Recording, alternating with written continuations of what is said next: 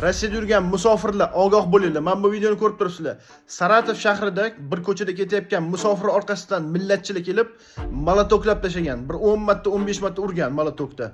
Buni oqibatida juda ham og'ir ahvolga tushgan. To'liq videoni xohlasanglar Telegram kanalida turibdi, o'tib ko'ringlar. Xullasi, avtobus yurganinglarda, ko'chada yurganinglarda juda ham hushyor bo'linglar. Turqi sovuq, narkoman basharlar bo'lsa, tayyor bir haliga reaksiyada turinglar.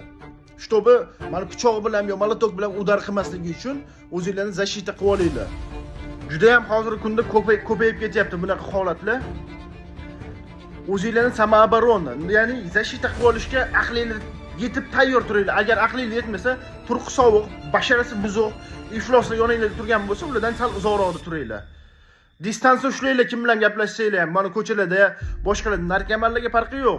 Yaqiniga kelib, "Cho, brat" deb gaplashmanglar.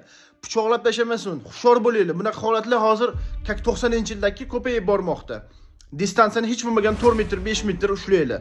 Shunaqa holat, konflikt bo'lgan mahalda.